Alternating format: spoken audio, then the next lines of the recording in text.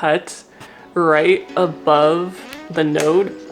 Oh boy. Hello everybody, welcome back to Anna with Plants. My name is Anastasia. Thank you so much for joining me for another video. In today's video, I am bringing to you a guide to Hoya propagation. I'm gonna try to make it as complete as possible. If I don't include anything, a tip that you find helpful in propagating, please leave it down below so others can see it, because I am not the all-in-all expert in Hoya propagation. So this is just my experience and what I've done in the past that has worked for me personally. I am shocked that I am bringing you a video that you guys asked for in a timely manner. Who is this? Whose channel is this? I don't even know. The Hoya haul that I did a few weeks ago, you guys mentioned that you thought a Hoya propagation talk would be helpful, so this is what we're going to be doing today. In the effort to make this as comprehensive as possible and to not leave anything out, I do have an outline to refer to, so if you ever see me glancing off to the side here, it's because I'm referring to my outline because I don't want to miss anything. We're going to start off with something a little bit basic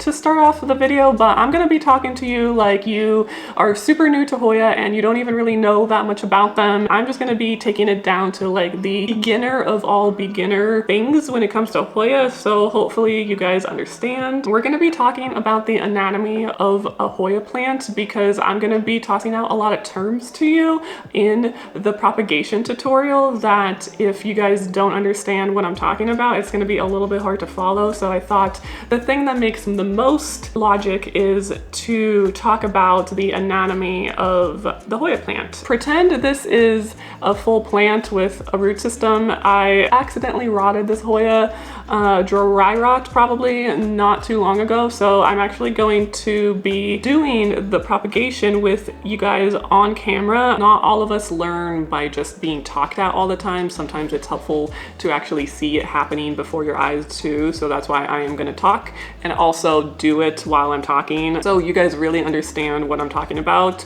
So this is the Hoya that we're going to be working on today. This is the Hoya erythrina purple flowers. I got this one from UPT.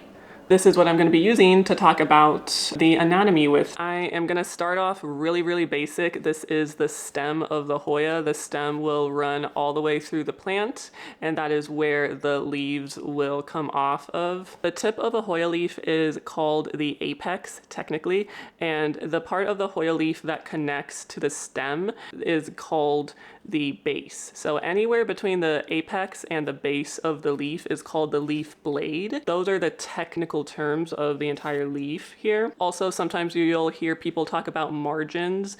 A margin when it comes to Hoya is anywhere on the side of the leaf and around it. That is the margin. Now, when I said that the base connects to the stem, technically the base connects to the petiole, which connects to the stem. So the petiole is the part of the plant that connects the leaf to the stem. So this here is called the petiole. Next, we're going to be talking about nodes and internodes. So an internode is basically the space right here. This entire space is an internode between where the leaves come out from. So this is an internode here. This is an internode here. So a node is considered anywhere a Hoya leaf will be grown from. The internode connects the node. So this is a node and here's a node, and then everything here in between here is called an internode. And when you're cutting, you're going to be cutting between the nodes. Now, the area of the internode that contains only the stem, this is where your roots are going to grow. The really nice thing about Hoyas is roots can pretty much grow up and down along the stem. It can also come from aerial roots or adventitious roots. These are basically roots that grow above the roots in the ground or in the medium that you're using. Right now, I don't see any adventitious roots on this one. Let me grab a different Hoya. This is a pretty good Hoya for me to explain that on. These are aerial roots.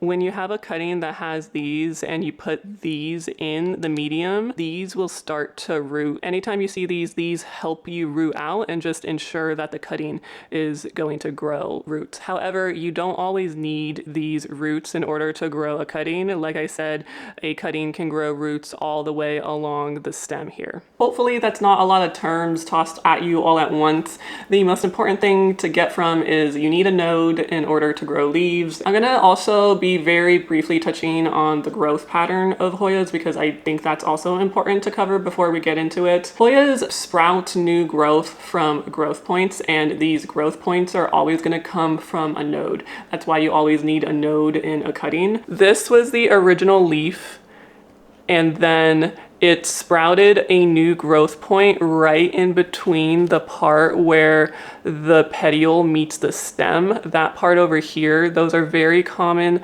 areas where growth points will start to sprout from. And because it did sprout, it grew this new leaf here. And you can see the same here without the leaf.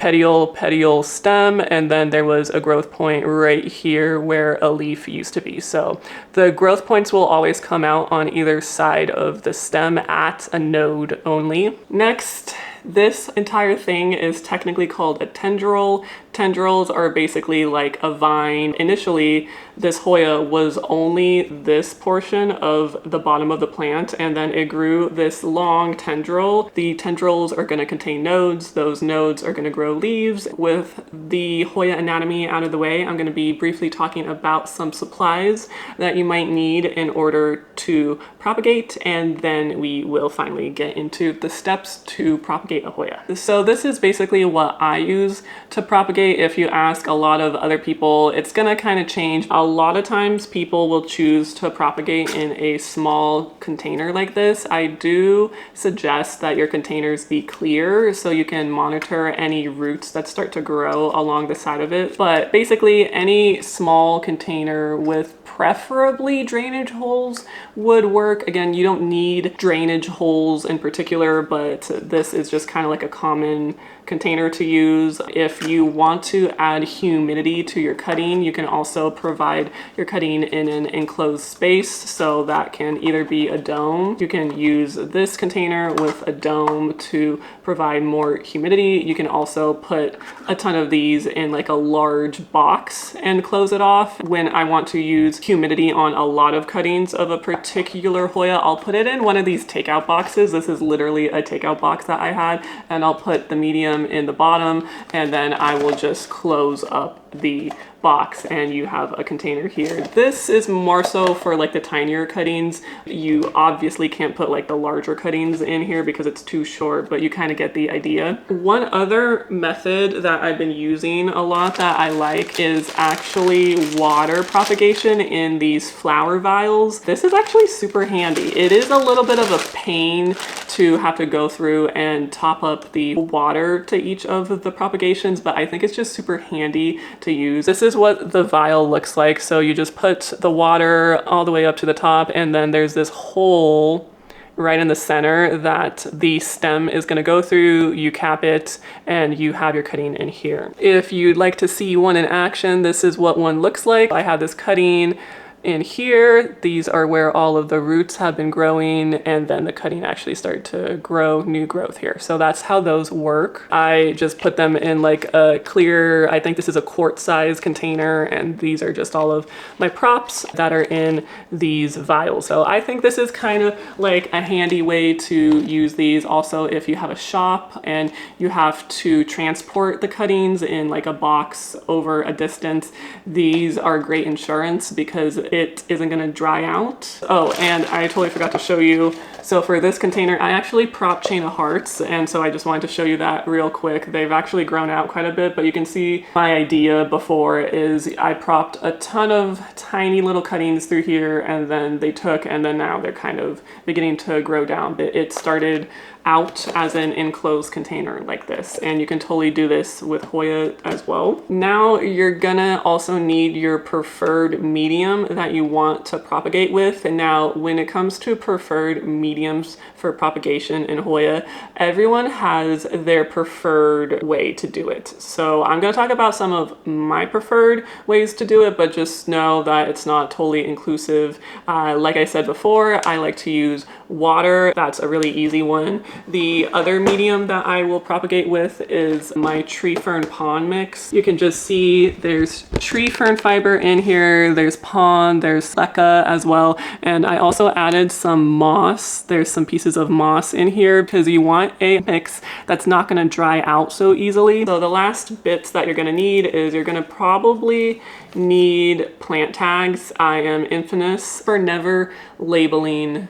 my Hoya props. It's probably advisable that you use a plant tag to make sure you know which is which. And one other thing that's optional but is very handy if you have like large leafed Hoyas that you want to propagate that kind of move around is one of these clear pins. I think originally these were like named like strawberry picks. You can get these pretty much anywhere. You just kind of like pin the prop down into the medium to hold it in there so it's not going to pop out. Now that we've covered anatomy and supplies, we're going to finally get into taking the propagation. I have my Hoya tendril here. Gonna go ahead and use a pair of scissors. I should have probably added scissors in the supplies that you'll need. Okay, well, but yes, you're also going to need some scissors to cut your Hoya. How do you cut up a Hoya for a propagation? I am actually going to cut this bottom part of this Hoya off, and I will tell you why towards the end of why I'm not going to use this part. You have your Hoya here. This is a good portion of stem to use, and you are going to cut right above the node. Oh boy. Well, if the leaf wouldn't have fallen off, that would have been a good cut, but you're basically going to cut right above the node to complete your Hoya cutting. So this would be called a one node, one leaf cutting. Move up the tendril. This is your next node. You're gonna cut right above this node.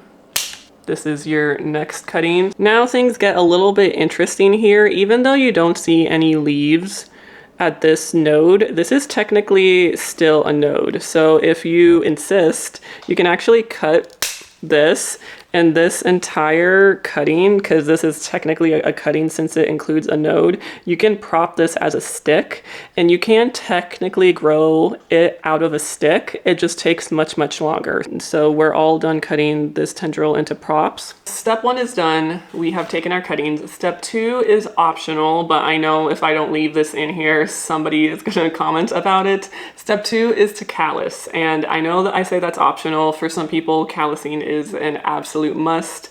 I don't really do it unless I know it's a Hoya that might be prone to rot. Callusing is basically wherever you cut the stem, you've technically created a wound in this Hoya. Callusing is just to wait for the ends of your cuttings to basically harden over so they're not exposed anymore. If this is a tricky Hoya, if you haven't tried this before on any Hoya and it's your first time, then it might be a good option to callus. It's really easy. You just hold off on doing anything for like 10 minutes is a good place to start, and you'll know that your cutting is calloused when there's no longer any sap coming out of it. So you have taken all of your cuttings. We technically took 4, but I'm just gonna choose to not use this. I'm just gonna put this aside. This is a good amount for a prop to be. There are some that are much shorter, and that is possible. It's just a little bit harder because, again, like I said, the roots grow out of the stem, so you want a good portion of it. However, you also don't want the stem to be way too long, and I feel like this one is a little bit too long for me. So I'm just gonna cut this, like, I'd say probably to about here. And then because this stem is a little bit wonky, it's gonna be hard to put in a container like that. I'm just gonna cut it here. Now we have 3 cuttings with a good amount of stem that we can prop. Step 3 is gonna be to pick your medium that you want to prop with. I'm gonna be propping 2 of these in water using the vials, and I will show you how easy it is, and that's why I've been going to this as my preferred way to prop Hoyas. And then the third one, I'm gonna be just using my medium that I showed you of the tree fern and pond. You do you. This is gonna be a very general guide that anyone can use, and the the fun thing about this part is you can really change it up and see what is going to be easiest for you. Let's just do the water props real quick. I got 2 vials. You got your plain water, and a lot of people do use plain water, and when you're just beginning out and there's no roots, there isn't anything wrong with using plain water. What I do just to kind of get this habit started is I start off with a nutrient water for clones and seedlings. So this is Clonex. They also do like a Clonex gel as well that you can put your cutting into, but this is just a low strength nutrients that you can put into your water to get it kind of started. So as soon as it grows those roots, it'll have immediate nutrients that it can use. And I just feel like in my experience, the Hoyas that I prop start growing so much quicker compared to the Hoyas that I just use plain tap water. But this is just a tip. This is completely optional. You totally don't have to do it. And in terms of measuring it out, I think on the bottle it says use 5 to 10 mils per liter of water for this. I literally just take some water and put a cap full, and I go by color. So this color is about right for me. I'm just gonna put this in a watering can since it's a little bit easier. This is super simple. You're just gonna take the stem, you're gonna take the top of this where the hole is at, and you're just gonna literally feed it through. And that is the top. You're gonna take your vial, fill it with water, pretty much all the way to the top, and you're just going to lower that cutting into the water vial, and the lid closes and you have your prop. It is as simple as that. Same thing for this one. Just going to feed it through, fill up this vial, and put it in here. There we go. That is the prop all done. Super duper easy, really quick. You don't have to change out this water until it starts to go down and the roots begin to form. So you just leave it in here and you check on it periodically, but it's just gonna do its job. This one we're gonna place in soil. I'm gonna use one of these clear containers.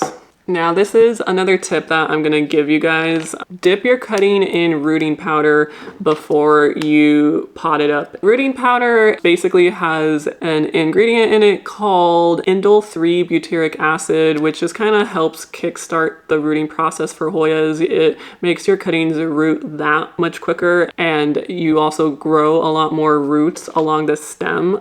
I noticed when you use a rooting powder, again, this is optional. If you don't want to, you totally don't have to. And you don't even have to use this brand. I just found this on, I believe, Amazon, but there's lots out there that have that ingredient in it. This is just the one that I have.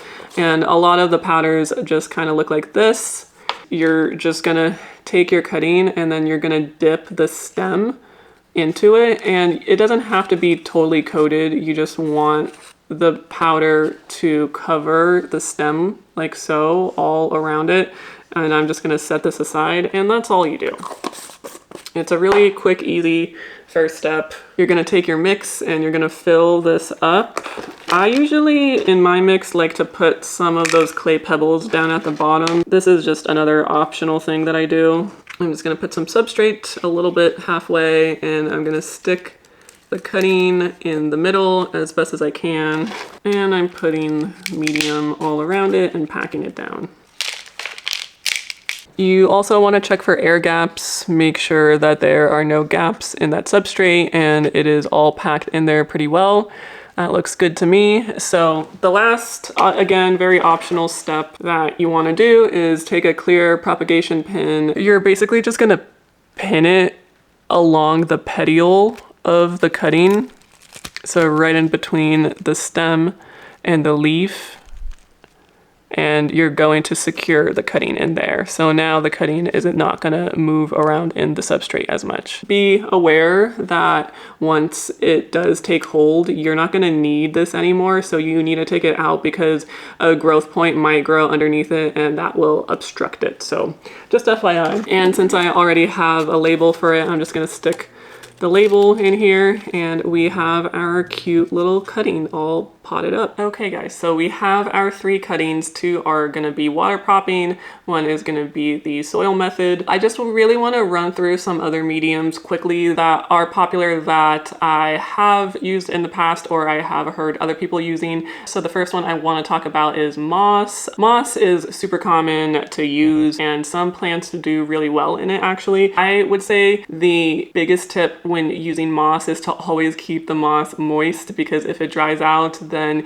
there's a chance that your entire cutting will not be viable anymore. So using moss when it comes to like high humidity or a dome is probably going to be the easiest way to do it. Another substrate that a lot of people use is fluval stratum. This is an aquatic soil pebbly rock kind of thing, but it's not a rock, that people use in tanks for fish. It also contains some nutrients in it as well, and people find that the roots in that tend to grow a lot quicker, a lot more robust. A lot of people use that to root hoyas, and I have used it in the past. It does work very well. Make sure again to not let that stratum dry out, because it does have a tendency to dry quite quickly. The reason why I don't root with it anymore is because I am really bad at moving props in an appropriate time frame. It's gotten to the point where they've been in stratum for so long that the stratum begins to kind of like decompress into soil, which is the whole purpose of it in like a tank. It will turn into like a mud, and when it starts to become a mud like that, it can actually cause root rot. I've had that happen to me before, so I just want to make you aware of that, but that is also a great medium to use too. And then a couple of other ones that I haven't used personally, but I know a lot of other people use is perlite, like in a prop box, and also just regular old chunky mix soil. I know a lot of people use that too. Whatever you want to try out, maybe try a few and see which one works for you. It's just kind of dealer's choice at that point. Regardless of any medium you use, always keep the medium moist. Always have some moisture in there. Roots, especially new baby roots, love moisture. If you let whatever medium you're using dry out, it is no good. Nothing good can come from that. So please water, water, water, which moves us into step 4, which is I have to water this prop now. Then the nice thing about water props is they're already in water, so that's taken care of. I can move these to the side now. This one I will have to water. Again, you can use plain tap water. That is perfectly okay to use. I'm just gonna use this nutrient water. One other thing that is a tip to put in the water after you take a prop or you're doing a repot is to put great white into the water. It just kind of has all this good bacteria. It has myco in it that will kind of start to condition your medium into a place where the roots can grow and thrive. So I just kind of do a couple taps in here, then I am just going to water it through. With tree fern, I find that it kind of takes a while for it to absorb the water. Now our prop is all watered. Now step 4 is to select your conditions in which to place your prop to grow. I like to grow my Hoya props really, really close to a grow light, and they're T8 grow lights. The Hoyas actually can take a lot of light. When it comes to your conditions, high light is what's gonna make that cutting root that much faster. It's going to make your cutting actually succeed and not fail. The next thing that I want to talk about is, okay, great, you took your cutting, picked the correct conditions in your household. How do you know that cutting has rooted? Okay, so this is where clear pots really come into play here. Obviously, you can see roots all alongside the container. When it's a clear container, that is a sure sign your cutting has rooted. But what if you can't see roots, or you don't have a clear container that you're using? There's a couple of things that you can do. You can do a gentle tug test, and when I say gentle, I do mean gentle. Please don't rip your cutting out of the substrate. That would be bad. So gentle tug test just meaning that you're just gonna pull up on the leaves a little bit, and if it feels like it's not gonna shoot straight out of the medium, it has some hold in there, chances are it's beginning to root out. The other thing that you can do is if your cutting that you took was a little soft, the leaves weren't as hydrated, and now you notice that they are, you can gently feel the leaves. That's an indicator, and also feeling the leaves is a great indicator for you to know if the cutting hasn't taken. The cutting will start off hydrated, and then over time the roots cannot grow for whatever reason, and your leaves are going to start to feel dehydrated and soft and wrinkly, and that is not a good sign. Which now transitions into the last thing that I want to talk about is troubleshooting. So how do you troubleshoot when your prop goes wrong? It's pretty obvious when a propagation is not taking. Not only will the leaves be wrinkly, the leaves might start to turn a yellow color. They might even start falling off. Those are all kind of signs that your prop is maybe not doing so well. Here's some things that you can do to potentially save your cutting. One thing you can do is you can change the substrate. So say you started off in soil and it's just not taking. Okay, well then maybe change out the soil, try moss in it and see if it'll grow that way. The next thing you can do is add humidity. You can just take the prop that is maybe not doing so well, not rooting, and you can put it in an enclosed container, aka a prop box, and that'll give it a lot more humidity and encourage those roots to grow. Also, it'll give you extra insurance that the medium's not going to dry out quite as quickly, which is good. The other thing that you can do, which is even before you take a cutting, is to actually research the hoya. Hoyas like to grow in slightly different conditions, so maybe you have a hoya that might need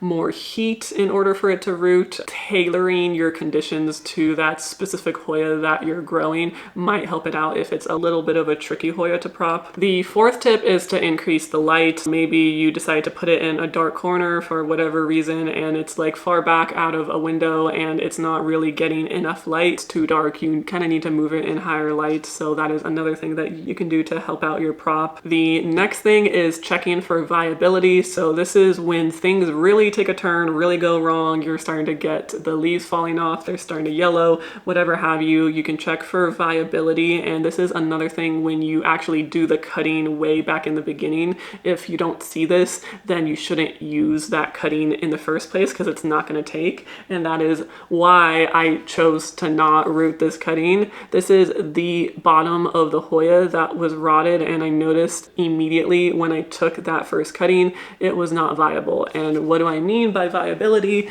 The stem is dead. I hope the camera will focus on the stem, but do you see how it's completely dry in the middle? There's no sap ever came out of that. You can also see this gap in between the outside of the stem and the inner part where it should be a little green.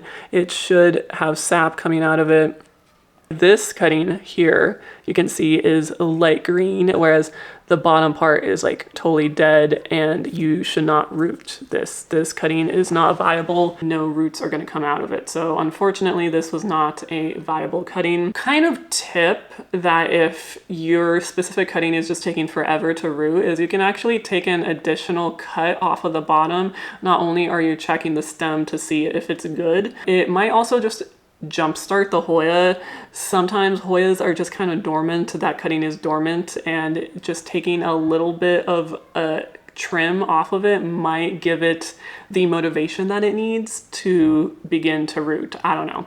I've done that before and it's kind of helped. Again, it's not going to do it in all of the cases, but it's worth a try. Sorry if you guys can hear kids shouting. I am almost done. The last part, the very last thing is if you tried all of the above and it's still not doing anything and it's still not working, is you might have just had a bad cutting. You might have just bought a weak cutting. I still believe you can have weak cuttings come off of plants. Sometimes it's just the cutting and it's not you.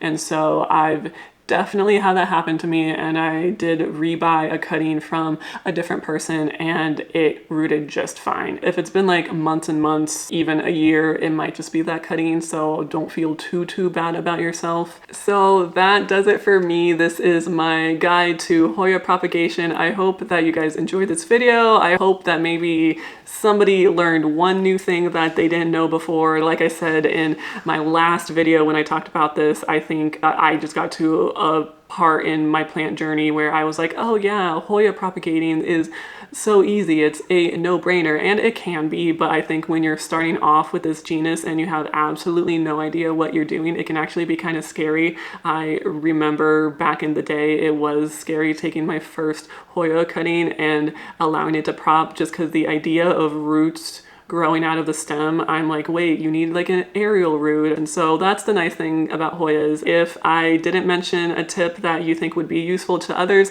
please leave it down below. Also, if you guys didn't notice, I did decorate a little bit for fall. Thank you so much for tuning into this video. I hope you have a great day, and I will see you in the next one. Bye.